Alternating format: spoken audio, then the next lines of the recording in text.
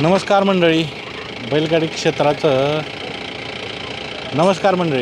बैलगाडी क्षेत्राची क्रेज साता समुद्रापार गेली. जगभरात त्याचा प्रेक्षक वर्ग आहे. तर ह्या बैलगाडी क्षेत्राचं भविष्य काय असणार आहे हे सगळं विचारूया आपण. बैलगाडी चालक, मालक, चाहते आहेत यांच्याकडून जाणून घेऊया बैलगाडी क्षेत्राचं भविष्य काय आहे. चला या माझ्याबरोबर. काय सांगाल बैलगाडी क्षेत्राचं भविष्य काय असेल तुमच्या मतानुसार? बैलगाडी क्षेत्राचं भविष्य असं असेल, मी या मताचा आहे. युवा पिढीने थोडं त्याच्यात जास्त वाहून घेतलं नाही पाहिजे. त्याच्यानंतर आपण नाद करत असताना नवीन वर्गाने की आपण काय पद्धतीने नाद करतो आहे की जेणेकरून आपण वायदीचा प्रकार असेल किंवा आपलं मैदान समजा मी पुणे जिल्ह्यात राहतो वडकीत, मग आपण ह्या माळशिरसला यावावं तर काय यावावं? मग आपला बैल त्या कुवतीचा आहे का? आपण दुसऱ्याचा बैल समजा घालायचा आहे मोठा बैल, तर त्याला काय अनुषंगाने बैल मागायचा? आपली गाडी तिथं खेळली बी पाहिजे, राहिली बी पाहिजे का अनामात.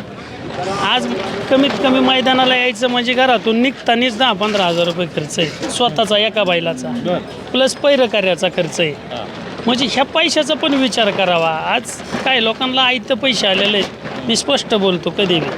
मग ते आयतं पैसे येत आहे त्याचा उपभोग म्हणा किंवा ते पैसे कसे वापरले गेले पाहिजे ह्याच्यावर काहीतरी नियंत्रण पाहिजे. किंवा आईवडील आपल्या हातात व्यवहार देतात, कारभार देतात, ह्याचा अर्थ असा नाही की आपण ते पैसे वेगळ्याच म्हणजे नाद करावं नाही असं माझं मत नाही. पण नाद कसा करावा किंवा आपलं वय, आता माझं वय 40 आहे, मी 20-22 वर्षाच्या मुलांचा सल्ला नाही घेतला पाहिजे. म्हणजे मला म्हणायचं आपण सल्ला घेताना माझ्यापेक्षा वडीलधाऱ्यांचा सल्ला घेतला पाहिजे की ह्या नादापासून काय मिळतं, काय केलं पाहिजे आणि कितपत केलं पाहिजे. भविष्य काय बघतंय या निमित्तानं सांगा. भविष्य ह्याच्यात असं आहे की आज अखिल भारतीय बैलगाडा संघटना आहे, ही जी कमिटी आणि जे आपण एकोप्याने जे बैलगाडा शर्यत करतोय आज, त्या दृष्टिकोनाने जर शर्यत खेळली तर कुणा अन्याय होणार नाही.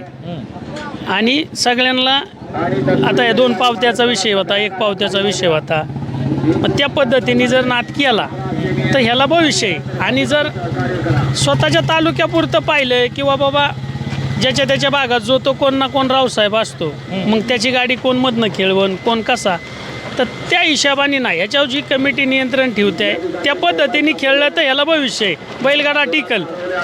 अन्यथा हमकरोशा कायद्यात जर ही शर्यत खेळायला गेला तर ती टिकणारी बी नाही आणि तो खेळू बी शकत नाही. तुम्ही काय सांगाल, काय आहे बैलगाडी क्षेत्राचं भविष्य? ज्याचा बैल पळेल त्याचं भविष्य, आणि ज्याचा बैल पळणारच नाही त्याने आपलं दुसरं काहीतरी कामधंदा बघा. बरं, मोठं स्टेटमेंट देतं की दुसरं काम बघावं, हीच भविष्य असणार आहे का? हेच भविष्य असतो. तुम्ही काय करता? माझ्या हैवत. होय. आणि किती वर्ष आहे बैलगाड्यात? मी आपलं बघायला येतो, आमच्या दाजीचा बैल ते बघायला. हां. काय नाव आहे दाजीच्या बैलाचं? विमान 2800. बैल क्षेत्राचं भविष्य म्हणजे आत्ताच्या काळात तर 1 नंबरचं चाललं आहे. क्षेत्रही 1 नंबरचं क्षेत्र आहे आत्ताचं. कारण की गाड्या पळायला ह्याला सगळ्या गोष्टीचं नियोजन चांगलं आहे, निकाल चांगला आहे, तर खालनं सुट्टी त्याचं नियोजन चांगलं आहे. हे आत्ताच झालं, भविष्य कसं पाहताय? भविष्य म्हणजे उद्याचं भविष्य चांगलंच आहे, म्हणजे गरिबाच्यासाठी तर लय चांगलं आहे. सर्वसामान्य माणसाला तर 1 नंबरचं भविष्य आहे. या गोष्टी व्यवस्थित रुटीनला लावून बैल आपलं विकणं हेच भविष्य चांगलं आहे. तुम्ही एक बैल विकलेला सांगा, बैलाची ओळख आता त्या निमित्तानं. काय सर्जा म्हणून आपला बैल होता, फडक्यांना विकलेला, चांगला बैल दिला आपण त्यांना. किती वर्ष तुम्ही आहे बैलगाड्यात? ह्याच्यात आता 35 वर्ष झाले की मी क्षेत्रात आहे. तुम्हाला आशा आहे चांगला आहे बैलगाडी क्षेत्र होणं? हो. भविष्य कसं राहील? बैलगाडी क्षेत्राचं भविष्य 1 नंबर आहे की. हा ना? कशामुळे वाटतं 1 नंबर आहे? चांगलं आहे, बैलांना चांगलं दिवस आलं ते. वासरं दिवशी खिल्लार जात वाचते ह्या बैलगाडी क्षेत्रामुळं, चांगली गोष्ट आहे. तुम्ही किती वर्ष आहे? आम्ही बरेच दिवस झाला आहे. बंदीच्या आधी बी होती बैल आमच्याकडे, आता बी आहे ती. वासरांची खरेदी विक्री मोठ्या प्रमाणात होती चांगली ती. खिल्लारला महत्व आलंय बैलगाडी क्षेत्रात. बैलगाडी क्षेत्रामुळे. ही वाढत राहणार का? वाढत राहणार. अहो आता नवीन 10वी 12वी झाली पोरं शाळा सोडतात की बैलगाडी क्षेत्रात येते ती नवीन पिढी लई आली ह्या बैलगाडी क्षेत्रात. मग त्यांच्यासाठी चांगलं आहे का वाईट आहे? चांगलंच आहे की व्यसनाच्या ह्याच्या अधीन होण्यापेक्षा ही तरी चांगलंच आहे ना. बैल सांभाळते बैलाची सेवा करतात म्हणजे चांगलंच काम आहे. तुमचं नाव? भागवत बजरंग दायगुडे. तरुण आहेत, काय करता तुम्ही? शेती करतो. किती एकर आहे शेती? शेती काय करा काय असतं? व्यवसाय. दुधाचा व्यवसाय. हा आता बैलगाडी क्षेत्र जगभरात पोचले, तर भविष्य कसं पाहता बैलगाडी क्षेत्रात तुम्ही? भविष्य म्हणजे आता क्षेत्र चांगलंच आहे ना, तरुणासाठी चांगलंच आहे. यात काय व्यसन आहे कुठलं जावं, त्यामुळे चांगलंच वाटतं क्षेत्र. काय व्यसन नाही काय नाही, माणूस जास्त आरी पण जात नाही ना. म्हणजे जास्त केलं तर मग काय, जास्त आरी गेला माणूस हे होतंच, पण जास्त कोणी आरी जाऊ नये ना तरुणांनी. मोजकंच करावं ते क्षेत्र, असं आहे ना क्षेत्रात. भविष्य चांगलं का वाईट तुमच्या ह्याने? माझ्यानं तर चांगलंच आहे, वाईट नाही, चांगलंच वाटतंय मला तर. काय नाही, आपल्याकडे बी आहे ना कोण, त्यामुळे काय चांगलंच वाटतंय. बैल वासरू सांभाळता हा वासरू सांभाळतो ना, आपल्याकडे बी वासरू एकायला आदत आहे. म्हणजे अड्ड्यात असतं, शर्यतीत असतं? शरीर असतं की अड्ड्यात असतं, आदत आहे ना, तर आदतला असतंय ते. आदतलं. हा चालेल, धन्यवाद. भविष्य उज्ज्वल आहे, पण थोडा बैलगाडी मालकांनी बी संयम ठेवला पाहिजे. संयम ठेवला तर सगळं चांगलंच आहे. बाकी काय नाही. भविष्यात क्षेत्र वाढेल कशा पद्धतीनं भविष्य सांगा, की संयम ठेवला पाहिजे म्हणजे काय करायचं तर exactly? आता वाढलेलंच आहे, फक्त जे आहे ते टिकलं पाहिजे. पण आत्ताची जी परिस्थिती आहे त्यात असं वाटत नाही की हे टिकल म्हणून. असं का तुम्ही मोठं स्टेटमेंट करता? नाही काय झालं आहे माहिती आहे का, कोण कुणाला म्हणजे नाही का ह्या क्षेत्रामध्ये किंमत द्यायला तयार नाही. प्रत्येकजण लहान मुलं पोरं म्हणजे वयस्कर जे आहेत या क्षेत्रामध्ये, ज्यांनी हे क्षेत्र टिकवलं आहे, त्यांचा कोण मान ठेवेना. त्याच्यामुळे हे क्षेत्राचं भविष्य म्हणजे भविष्यात काय सांगू शकत नाही आपण काय होईल ते, पण आज आहे ते चांगलं आहे. असंच इथून पुढे टिकलं पाहिजे. किती बस. वर्ष तुम्ही बैलगाड्यात आहे? आम्ही 4च वर्ष झालं. नवीन आहे. नवीन आहे पण सांगतोय तुम्हाला. कारण नवीन बैलगाडी मालकाचा एक दृष्टिकोन असतो म्हणून. नाही 4च वर्ष झाले ह्याच्यात आहे. आम्ही बरंचसं काय बघितलंय, बरंचसं काय भोगलं आहे. आम्हाला माहिती आहे, आमचे बैल पळालेत सगळे महाराष्ट्रात अख्ख्या कानाकोपऱ्यात नाव गेलं आहे. पण फक्त एकच आहे की लोकांनी थोडा संयम ठेवला पाहिजे, एकमेकाला किंमत देऊन हे क्षेत्र खेळलं पाहिजे. तर हे भविष्यात चांगलं आणि इथून पुढेही अजून चांगलं होईल.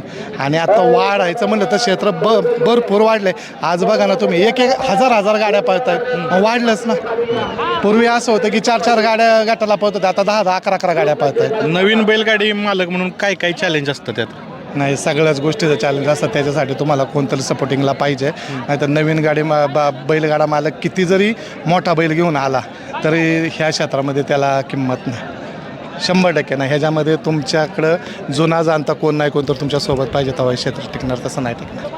बैलगाडीचं क्षेत्रातलं भविष्य काय सांगायचं आता. इथून पुढं काय यंग पिढी पुढं निघणार, बैलांसंगत चालणार, मग ती कशी चालवते ते. आता आमच्या अगोदरचे वयस्कर माणसं व्यवस्थित चालवत होते, काय नियम अट्या होत्या. आता ह्यात आज बरंच नियम अट्या चेंज झाल्यामुळं तर नियम अटीत काय बदललं. तर इथनं पुढं यंग पोरं कशी चालवतात त्याच्यावर तरुणांवर आधारित आहे भविष्य. तरुणावर आधारित आहे. त्यात अजून तरुण शिकतोय का नेमकं का बैलगाडी क्षेत्रात उतरतोय हे लय महत्वाचं आहे.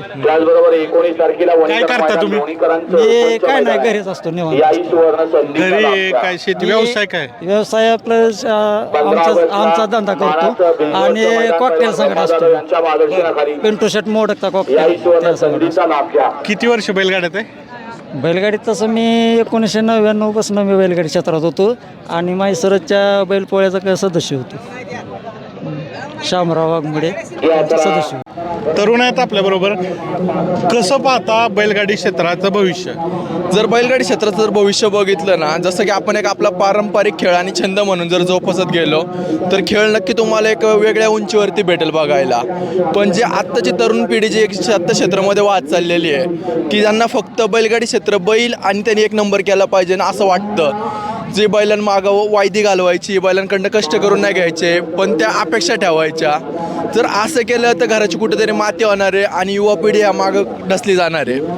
जर तुम्हाला बैलगाडी क्षेत्रामध्ये एक चांगलं नाव करायचं असेल किंवा चांगला बैल घडवायलाच असेल तर त्याच्या मागं सातत्याने कष्ट करणं गरजेचं आहे. त्याचबरोबर तुम्हाला बैलामागं जे काय तुम्ही कुठं चुकताय, कुठं कमी आहे, कुठं खामी आहे, आपला बैल कुठं पळू शकतो, किती पळू शकतो, मग जे आपल्यापेक्षा जे जुन्या गाड्या मालक आहे, अनुभवी गाडा मालक आहे त्यांच्या संग बसून कुठेतरी 2 शब्दांचं एक बोलून त्यांचा अनुभव घेऊन मग आपण आपली तयारी करून मैदानात यायला पाहिजे की फक्त बैल पळतोय आणि दुसऱ्याचा बैल 1 नंबरात पळतोय त्याच्यासाठी आपण लगेच त्याला म्हणायचं 40,000 रुपये देतो 50,000 रुपये देतो आणि बैल घाल. तर असं जर चाललं तर बैलगाडी क्षेत्र एक वेगळ्या वळणावर चाललेलं आहे आणि कोण काय कुठं घरी वायदी बिदी मागायला येत नाही. आत्ता प्रत्येकजण आपण बघत बसलो क्षेत्रात की म्हणतो माझा बैल लय पळतोय शेजारचा बैलच पुरला नाही प्रत्येकाचा. पण कधीतरी असं होतं की आपला बैल नाही पळत मोठ्या मनाने मागणं करायचं की बाबा माझा बैल नाही पळलेला तर पुढच्या वेळेस आपल्याला काय करता येईल हे त्याच्यात बघायचं.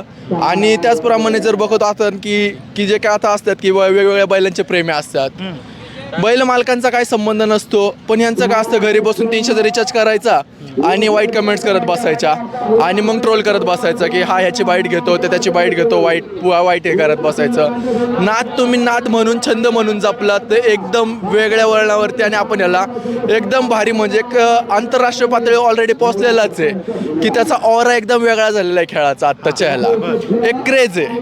म्हणजे ज्या लोकांना असं माहिती नव्हतं ना की एक शेतकऱ्याची शान म्हणून जर बघितलं तर बैलगाडी खेळ क्षेत्र एकदम व्यवस्थित आहे आणि चांगलं आहे. फक्त तरुण पिढीने व्यवस्थित जोपासलं पाहिजे. तुम्ही काय करता?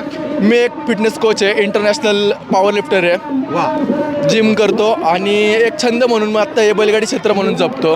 किती वर्ष झालं? बैलगाडी क्षेत्र जर बघितलं तर लहानपणापासून आपण बैलातच आलेलो आहे.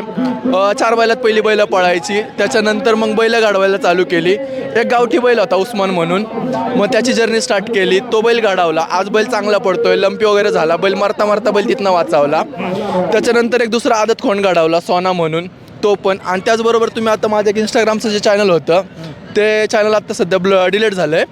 एक साधारण 25,000 फॉलोअर्स झाले होते आणि जी काय बैलांचा व्यायाम असायचा बैलांचं डेलीचं रुटीन असायचं जे न्यूट्रिशन असायचं की खुराक काय द्यायचं औषधं काय द्यायची म्हणजे आपले मोठे डॉक्टर होते सगळ्यांचे पॉवर डॉक्टर झाले बाकीचे जे डॉक्टर होते त्यांच्या संग संपर्कात राहून प्रत्येक माहिती गोळा करायचो आणि आपल्या सर्वसाधारण गाडा मालकांना सांगायचो.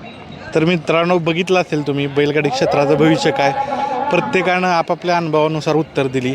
आता बारी आहे तुमची. तुम्ही सांगा बैलगाडी क्षेत्राचं भविष्य काय कमेंट्समध्ये सांगा. धन्यवाद.